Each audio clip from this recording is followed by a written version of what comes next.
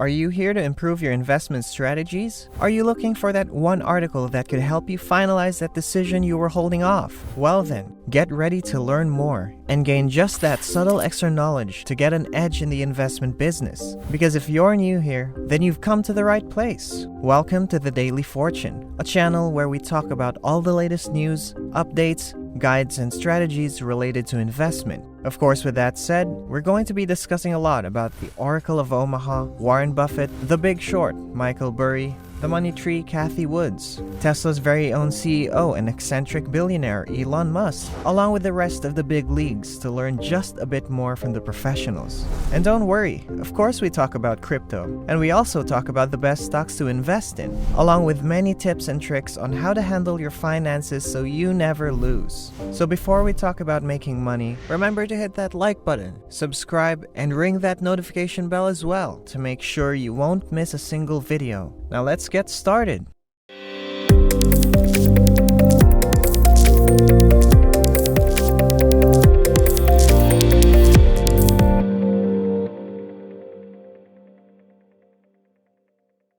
Mark Zuckerberg has darkened the door of Capitol Hill. Facebook is scrambling to contain the fallout. It's facing a real threat to its cultural relevance. Do you think in the wake of all these revelations, Facebook's going to make any changes? It is an extraordinary moment as he greets representatives. I now turn to you. Welcome to the committee. Proceed, sir. Before I talk about the steps we're taking to address them, I want to talk about how we got here.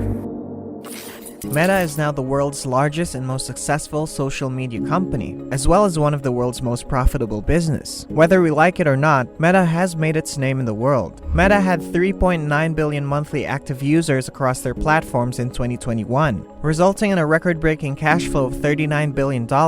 And did you know that the majority of the money came from ad sales? My God, it's full of ads.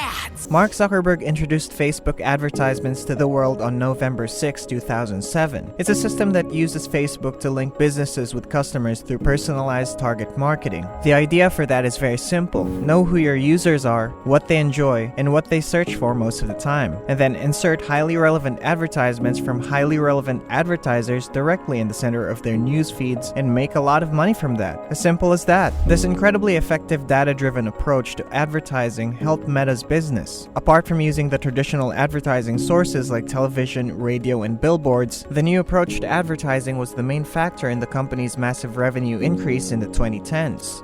What happened? What went wrong? Facebook was officially fined $5 billion by the FTC. This was business as usual. We don't think we're doing anything wrong. All of these industries are actually built on harvesting data. The cynical manipulation of American citizens for the purpose of influencing an election is deeply offensive. And I'm really sorry that this happened. Alexander Kogan created the app This Is Your Digital Life in 2014, which paid 270,000 Facebook users to participate in a personality survey for scholarly purposes. But there's a problem. The application was able to collect data not only from survey participants, but also from all of their Facebook friends without knowing anything about it. Cambridge Analytica was able to collect data from around 87 million people as a result of this. This vast majority had never heard of Cambridge Analytica or This Is Your Digital Life before. While it is true that Facebook was the app where all of this misleading activity occurred, questions remain as to how Facebook could allow a third party to capture so much user data without the user's consent and not even knowing about it. It seems to be part of a pattern of lax data practices by the company going back years. Actually, at the first line of our terms of service say that you control and own the information and content that you put on Facebook. At least from when I was there, that's just fundamentally not true. Those profiles were used as the basis of the algorithms that became the foundation of Cambridge Analytica itself. The company itself was founded on using Facebook. This occurrence was a defining moment in the online advertising sector. People, businesses, and legislators have been increasingly concerned about data gathering and use on social media platforms since 2018. Nearly every part of your life can be digitized, tracked, and logged. Cookies actually make our online world possible. and they've become the center of a war for our personal data. Here in the States, we saw officials taking aim at big tech companies. They not only wield tremendous power, but they also abuse it. It's being described as the biggest shake-up of data protection laws in a generation, giving ordinary people unprecedented control over the information companies hold on it. This clearly presents a serious danger to Meta's business, since ad sales accounted for $115 billion of its $118 billion of income in 2021. Because of the effectiveness of their data-driven ad targeting system, they saw a 24% increase in price per ad year over year. But this year, 2022, Meta is facing a serious dilemma, and it's not just a small FTC fee that Meta can pay by showing you a few more advertisements. It's a major problem that threatens their entire business model. Take privacy extremely seriously. It's the new app tracking transparency prompt. All that's changing is that Apple wants Facebook to ask our permission before they track us. Let them know precisely what you're going to do with their data. That's it. And Facebook seems intent on seeing it as an existential threat. It wasn't surprising to us to hear that some people were going to push back on this. But I think when it comes down fundamentally for Facebook, we increasingly see Apple as one of our biggest competitors. Only about 15-20% of users are opting in. It's really the gut punch. App tracking transparency, a simple new feature that puts your data back in your control.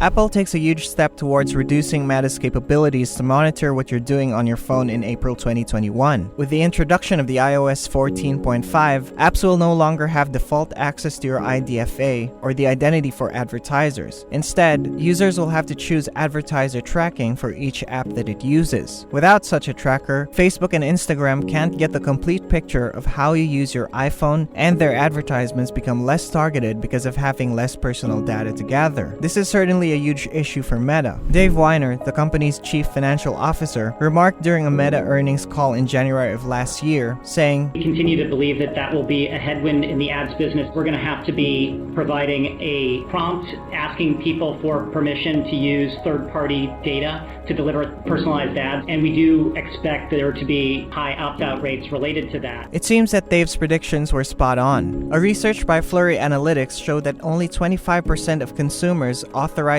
app tracking after seeing the alerts in the first 3 weeks after the update went live. This is definitely a serious issue, considering Apple had over 1.8 billion active devices at the start of the year, and Meta has so far estimated that this update will cost them $10 billion. $10 billion, essentially up in smoke. This is Tim Cook getting the last laugh over here. Mark is very upset. Sadly for Meta, the misery does not end there, since Google is planning to do the same thing on Android devices. Google wrote in an official blog post on February 16th, quote and unquote, "Today, we're announcing a multi-year initiative to build the privacy sandbox on Android with the goal of introducing new, more private advertising solutions. Specifically, these solutions will limit sharing of user data with third parties and operate without cross-app identifiers, including advertising ID." Even though this is still many years away, the mere fact that there are more than 2.5 billion active Android devices throughout the world today poses a great danger to Meta's business than iOS updates. Furthermore, as of August 2021, mobile devices accounted for roughly 57% of all internet traffic, so Meta has a significant problem to solve in the coming years. Their entire strategy is to target social media users with very relevant advertisements based on what they do and enjoy. If Facebook and Instagram lose access to this data, it's safe to assume that the effectiveness of their ad targeting will suffer significantly.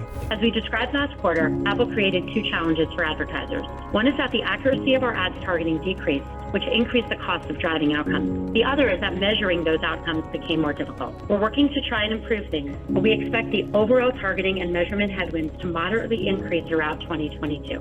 But while this will undoubtedly be a continuing challenge for Meta, I don't believe the Facebook period of dominance is over. So there are two major approaches that Meta is now working on to solve these challenges. As explained, first, it's the artificial intelligence. Here's a clip of what the Chief Executive Officer of Meta, Mark Zuckerberg, said about AI.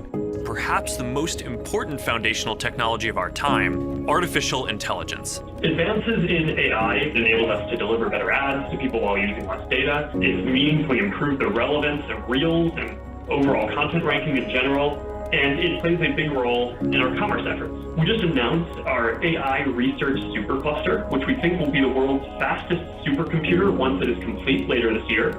And this is going to enable new AI models that can learn from trillions of examples and understand hundreds of languages, which will be key for the kinds of experiences that we're building. So when faced with a reduction in available data, the first step is to invest extensively in artificial intelligence, or AI, that can best optimize the targeting process to offer better ads with fewer info. Mark hasn't gotten into the details of how this would operate, so the outcomes of these initiatives are yet unknown. But in addition to AI, Meta has a second, much larger strategy in place to mitigate the impact of data restrictions on its business. And it is to diversify the company's revenue stream so that Meta isn't as dependent on earning larger sums of advertising revenue, which is what we're seeing with Meta's metaverse development.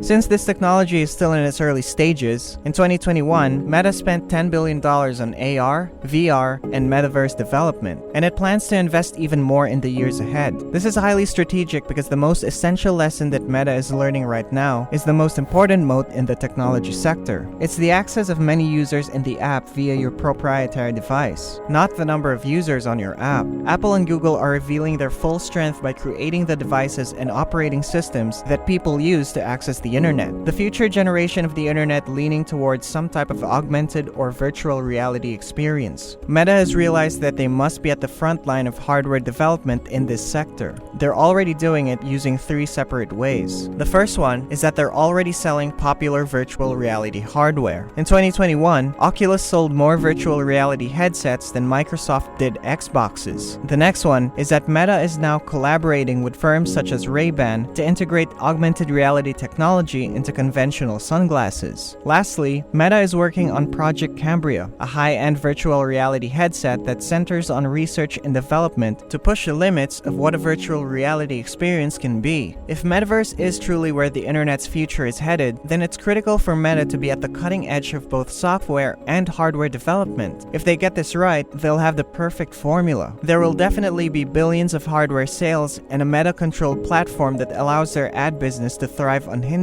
If they are incorrect though, they will remain at the hands of those who control the hardware and operating systems. Facebook does not want to be in that position, especially given the current trend of less and less data tracking. Who do you think will win the battle in 10 years? Facebook, Google, Apple, or another firm that doesn't exist yet? Share your thoughts in the comment section below. Thank you for watching. So that's it for today. I hope you learned something from today's video, and to get updated with the next videos, don't forget to hit the notification bell. See you next time.